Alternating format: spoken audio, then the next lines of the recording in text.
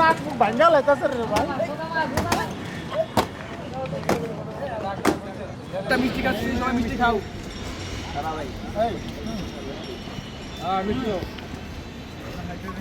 জনাব বাচ্চু মিয়া এলজিডি নির্বাহী প্রকৌশলী ঢাকার উনি গত 13 তারিখে অপসারণ হয়েছে এখান থেকে। তার জন্য আমরা যারা ঠিকাদার আছি সর্বসাধারণে আমরা খুবই খুশি এবং মাননীয় উপদেষ্টা মহোদয়কে এবং মাননীয় সচিব স্যারকে আমরা ধন্যবাদ জানাই এবং তাদের প্রতি কৃতজ্ঞ যে একজন দুর্নীতিবাজকে এখান থেকে সরানো হয়েছে। এবং একই সাথে এই ট্রান্সফার না, আমরা দ্রুত সময়ের ভিতরে তার বিরুদ্ধে বিভাগীয় ব্যবস্থা এবং হচ্ছে যে তিনি যে দুর্নীতি করছেন তার বিরুদ্ধে যে আর কয়েকটা দুর্নীতি দমন কমিশন তদন্ত করতেছেন, এটা তদন্ত করে যথাযথ ব্যবস্থা গ্রহণ করে সেজন্য আমরা অনুরোধ করব।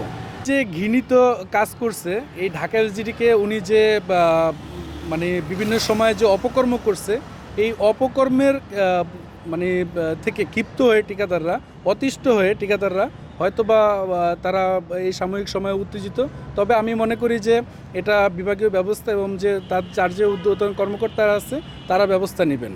এটা আমরা সবাইকে অনুরোধ করব শান্তশিষ্ট থাকার জন্য।